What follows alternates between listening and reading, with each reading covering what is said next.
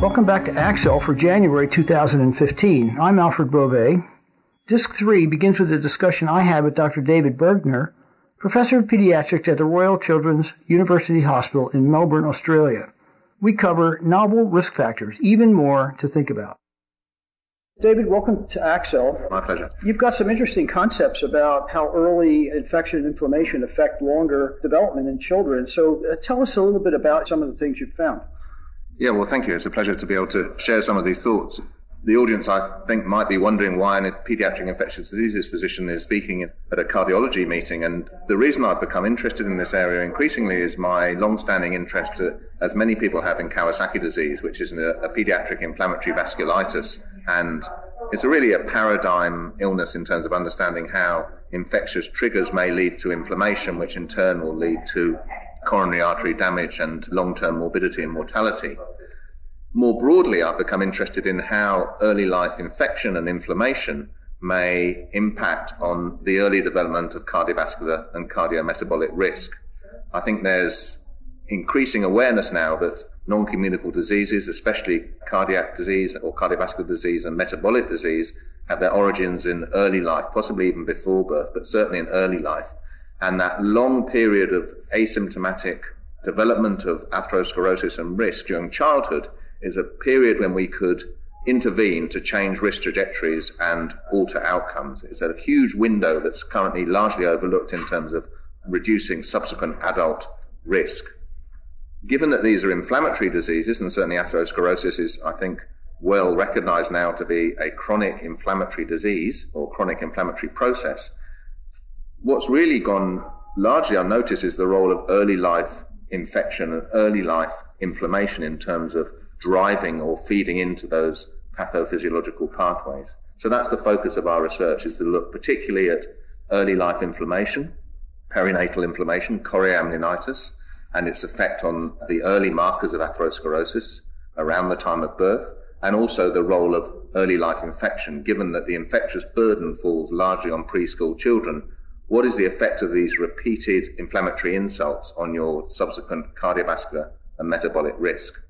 So we've got a number of studies that are looking at this currently, both here and overseas. We're looking at cohorts of children who've been exposed to inflammation in utero, chorioamnionitis, and we have some preliminary data suggesting that that's associated with thicker aortic intermediate thickness, or a thickness of the aortic wall, which is thought to be a reasonably robust early marker of proatherosclerotic change. It's not the same as atherosclerosis, but it seems to be a cardiovascular risk marker. And we'll also have some animal models underway looking at experimentally induced chorioamnionitis in the ApoE model, which is a proatherosclerotic mouse, to see whether that alters cardiovascular risk subsequently. And we also have a number of epidemiological studies ongoing and completed showing that childhood infection seems to be associated with cardiovascular risk and cardiovascular disease in adulthood. If I may, I'll just highlight a couple of those. One is using data from Western Australia, where there is fabulous data linkage, population-based data linkage, so we have data on the whole population. And we've shown in a study of choosing our cases as those who had cardiovascular disease events in adulthood, so MI, myocardial infarction and stroke, and matching those 10-to-1 with controls, population controls, we've shown that the number of times you're admitted to hospital with infection in childhood has a dose-response effect on risk of cardiovascular disease in adulthood. And that's adjusting that model for the usual confounders of socioeconomic status, age, etc., and also for indigenous status, because indigenous Australians have a very high incidence of both infection and of cardiovascular disease. We have similar data which we're currently analysing, including in the Young Finn study, which many people will be familiar with, showing that infection in childhood is associated with increased BMI in adulthood and also with intermediate phenotypes of cardiovascular risk. I'm interested in this new concept that DNA actually can be modified early in life by the environment, where we never thought that would occur, but apparently there are signals within DNA that sense things that are going on. So there's a lot of justification for your concepts that things happen early in life can actually alter the long-term genetics to some extent. What we call epigenetics, and that's right, that's probably the primary mechanism involved. So that non-coding related differences in DNA, binding of molecules, especially methyl groups to DNA, will turn genes on and off in response to environmental triggers. And One of those triggers that we're particularly interested in is the microbiome. As people will be aware, our gut contains 10 times more bacterial cells than human cells and 100 times more bacterial genes than human genes. And most of those reside in the gastrointestinal tract.